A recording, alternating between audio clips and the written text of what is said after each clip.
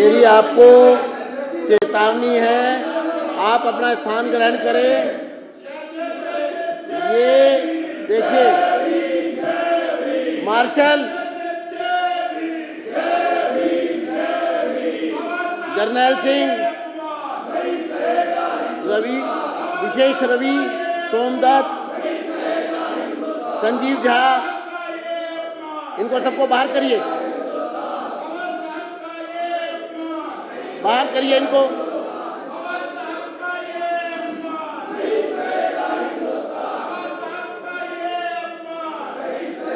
तुरंत बाहर करिए।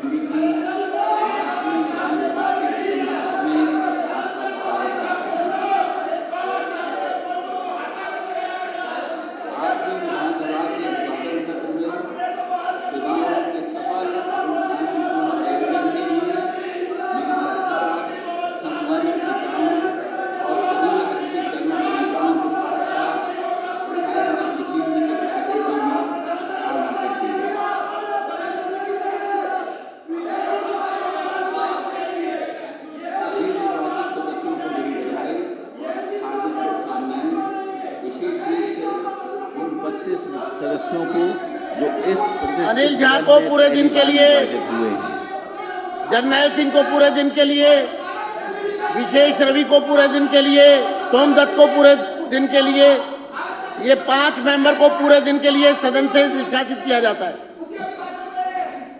निर्वाचित 5 महिला सदस्यों का भी विशेष स्वागत है।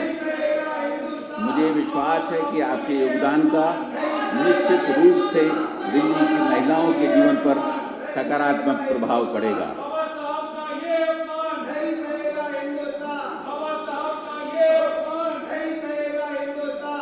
मैं माननीय मुख्यमंत्री एवं मंत्रिमंडल के सभी सदस्यों को भी नई सरकार के गठन की शुभकामनाएं देता हूं।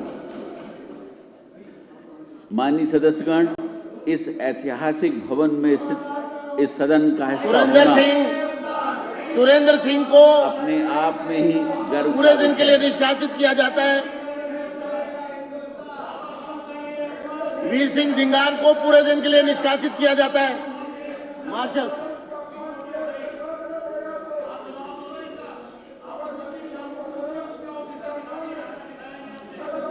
मुकेश अहलावत को पूरे दिन के लिए सदन से निष्कासित किया जाता है।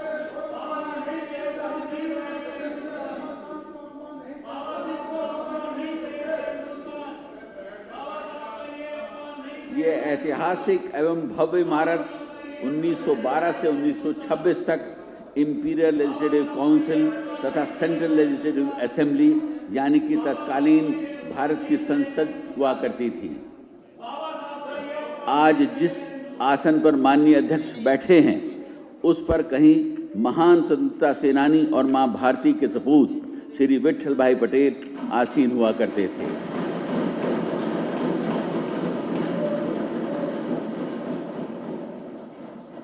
इसी ऐतिहासिक इमारत में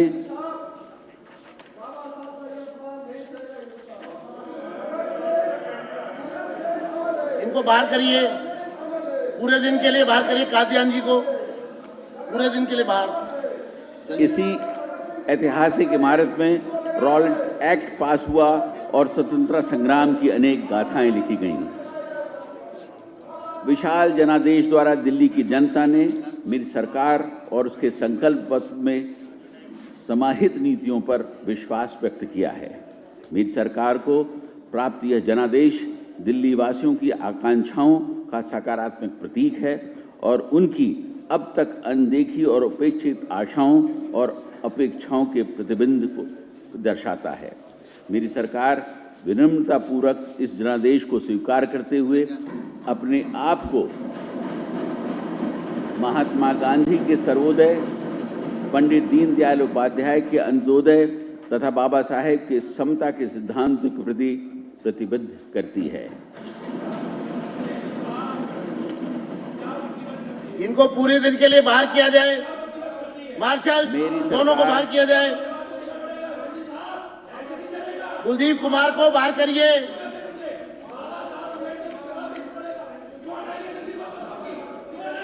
बाहर करिए, दोनों को बाहर करिए।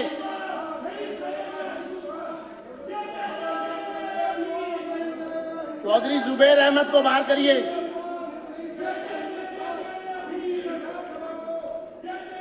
मेरी सरकार इस प्रचंड जनादेश को उन नीतिगत बदलावों की स्वीकृति के रूप में देखती है जिनका वादा हमने जनता से किया था।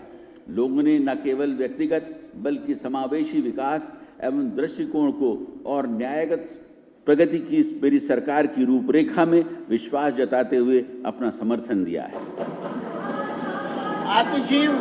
आतिशी सिंह को पूरे दिन के लिए बाहर किया जाए। बाहर करिए। प्रदेश की जनता ने विकसित दिल्ली संकल्प पत्र में अपना विश्वास प्रकट कर नई सरकार को जनादेश देकर सेवा का अवसर प्रदान किया है। मेरी सरकार पारदर्शी और जवाबदेह सुशासन प्रदान करने के लिए संकल्पबद्ध है, जहां भ्रष्टाचार के लिए कोई स्थान नहीं होगा।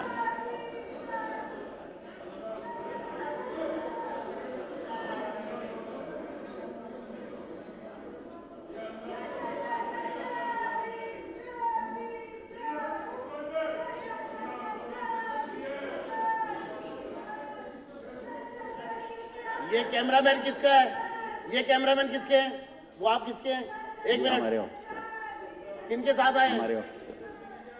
यहाँ पर सिर्फ एलजी साहब के कैमरामैन और विधानसभा के कैमरामैन वो रहेंगे।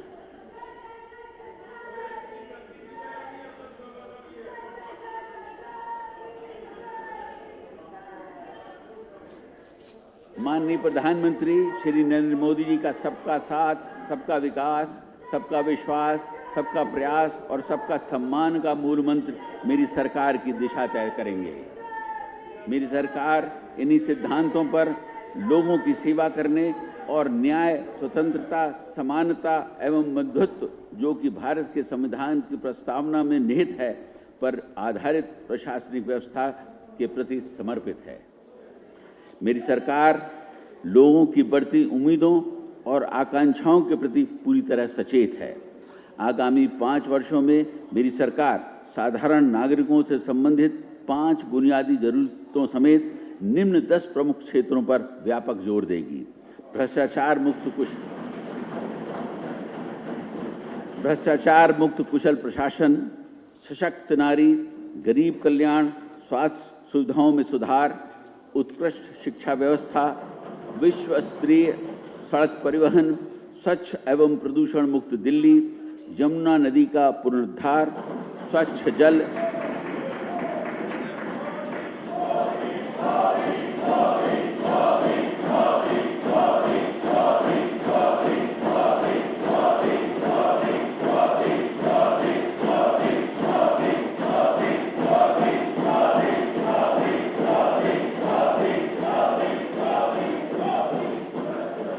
अनाधिकृत कॉलोनियों का नियमितीकरण एवं किफायती आवास। बाहर करिए,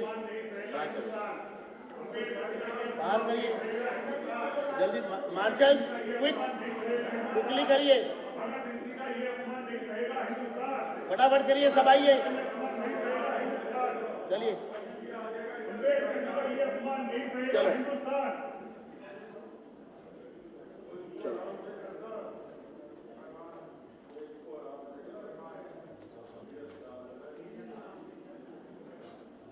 चलिए, बाहर करिए। Marshals, follow the orders. Immediate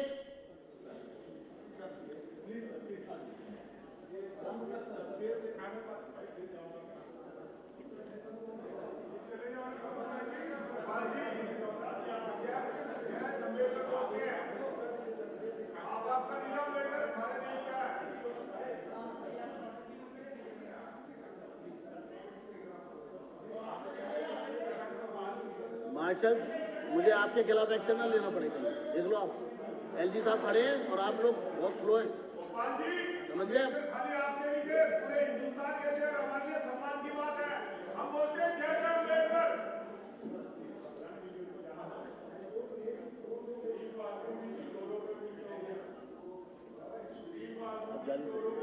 मेरी सरकार विकसित दिल्ली संकल्प पत्र को नीतिगत दस्तावेज के रूप में अंगीकार करेगी और आम जन से किए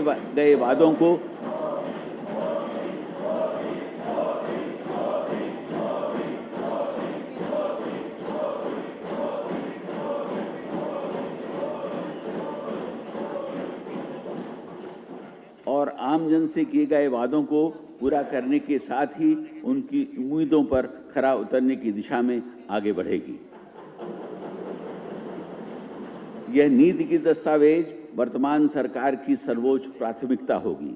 इस संबंध में सभी विभागाध्यक्षों को 100 दिवसीय कार्य योजना बनाकर विकास की रूपरेखा बनाने के निर्देश दिए गए हैं। मेरी सरकार ने मंत्रिमंडल की पहली बैठक में ही भारत के नियंत्रक एवं महालेखाक परीक्षक की रिपोर्टों को संविधान के पटल पर रखे जाने का निर्णय लिया है, जिससे पिछली सरकार की प्रशासनिक कमियों को जानने और उन्हें दूर करने का मार्ग प्रशस्त होगा। आने वाले कुछ महीनों में मेरी सरकार की पहली प्राथमिकता सड़कों, नालियों, सीवर लाइनों, स्वास्थ्य सुविधाओं तथा पीने के पानी की समस्याओं को दूर करने की होगी। साथ ही मेरी सरकार अब तक की लचर और भ्रष्ट प्रशासनिक व्यवस्था, जिसको विज्ञापनों के मायाजाल में छुपा रखा था, उसे तत्काल प्रभाव से भ्रष्टाचार मुक्त कर सुदृढ़ और सुचारू बनाएगी। मेरी सरकार का दृढ़ प्रयास होगा कि दिल्ली में राजस्व प्राधिकरण को बढ़ाया जाए ताकि जन कल्याणकारी तथा दीर्घकालिक ढांचागत योजनाओं के लिए पर्याप्त धन राशि उपलब्ध हो। इस लक्ष्य को प्राप्त करने के लिए मेरी सरकार दिल्ली के सतत औद्योगिक विकास तथा आर्थिक गतिविधियों एवं रोजगार को बढ़ावा देने वाली अनेक योजनाओं को लागू करेगी।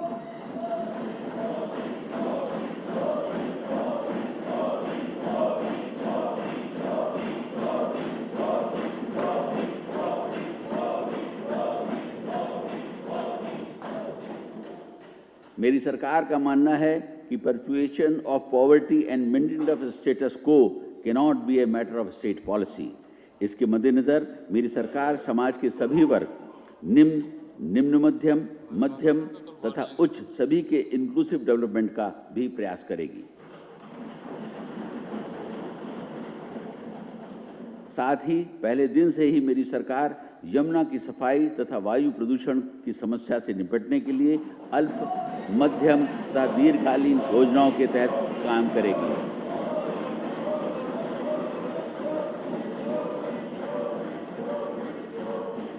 मेरी सरकार का उद्देश्य दिल्ली को देश का सबसे स्वच्छ मेट्रो शहर बनाना है। आउट करें, आउट करो।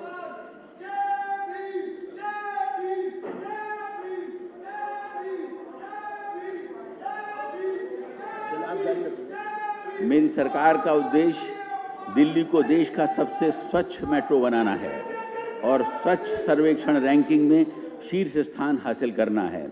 इसे हासिल करने के लिए हमें कई कार्य करने होंगे। मेरी सरकार गाजीपुर, ओखला, भलसवा में कचरे के पहाड़ों को खत्म करने के लिए ठोस कचरा उत्पादन क्षमता बढ़ाने के समुचित प्रयास करेगी और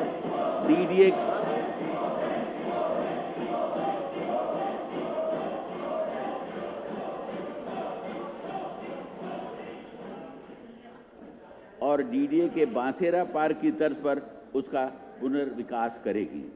मेरी सरकार सभी सरकारी अधिकारियों एवं कर्मचारियों का वर्ग आत्मविश्वास और मनोबल बढ़ाने के लिए कदम उठाएगी, उन्हें काम करने की स्वतंत्रता देगी और नए विचारों का स्वागत करेगी।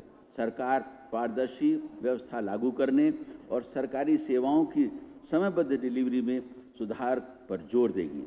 सरकारी व्यवस्थाओं और प्रक्रियाओं की समीक्षा की जाएगी ताकि उन्हें नागरिक हितैषी, भ्रष्टाचार मुक्त और जवाबदेह बनाया जा सके। साथ ही खामियों और कमियों को दूर करने के लिए विभिन्न विभागों की जनशक्ति का आंकलन भी किया जाएगा। माननीय प्रधानमंत्री जी के जहां झुकी वहां मकान, पीएम उदय, आयुष्मान भारत तथा पीएम सूर्य घर योजना के अलावा दिल्ली वासियों के कल्याण के लिए और विकसित दिल्ली तथा देश की राजधानी को विश्व स्तरीय शहर बनाने के लिए मेरी सरकार की प्रतिबद्धता हमारे 8 संकल्पों में निहित है, जिसके बारे में मैं इस सदन को संक्षेप रूप में बता रहा हूँ।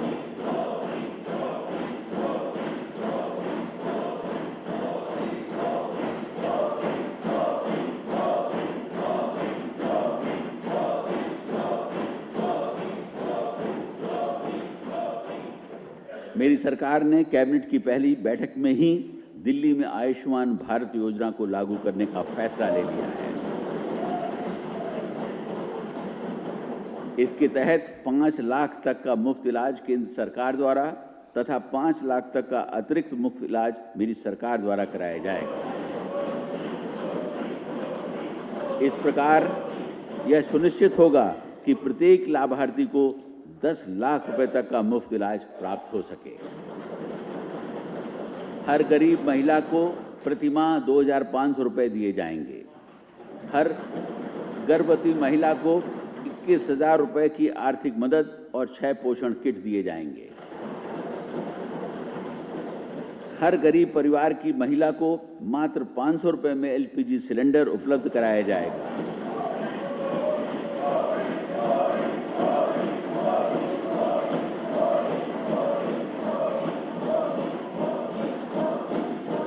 तथा होली एवं दिवाली के अवसर पर एक एलपीजी सिलेंडर मुफ्त दिया जाएगा। सभी वरिष्ठ नागरिकों को निःशुल्क ओपीडी तथा डायग्नोस्टिक सेवाएं तथा 10 लाख रुपए तक का मुफ्त इलाज उपलब्ध कराया जाएगा। वरिष्ठ नागरिकों की पेंशन 2,000 रुपये से बढ़ाकर 2,500 रुपये प्रति माह तथा 70 वर्ष से अधिक आयु वाले वरिष्ठ नागरिकों को विधवाओं, बेसहारा एवं परित्यक्त महिलाओं की पेंशन 2,500 रुपये से बढ़ाकर 3,000 रुपये कर दी जाएगी। झुग्गी बस्तियों में अटल कैंटीन स्थापित कर मात्र 5 रुपये में पौष्टिक भोजन की सुविधा उपलब्ध कराई जाएगी।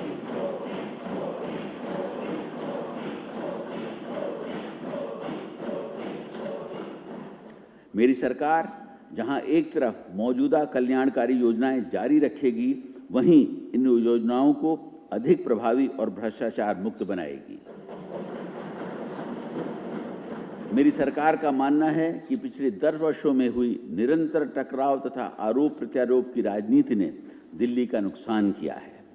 इस अवांछित स्थिति को पूर्ण रूप से त्याग कर मेरी सरकार माननीय प्रधानमंत्री जी के कोऑपरेटिव एंड कॉम्पिटिटिव फेडरलिज्म के सिद्धांतों के आधार पर केंद्र तथा अन्य राज्यों के साथ समन्वय और सहयोग से काम करेगी। मेरी सरकार का मानना है कि विधायक का संसदीय लोकतंत्र का मूल आधार है और इस सदन का प्रथम दायित्व ये है कि यहाँ सरकार तथा जनता के मुद्दों पर सार्थक चर्चा, विचार विमर्श, बहस, असहमति तथा निर्णय हो।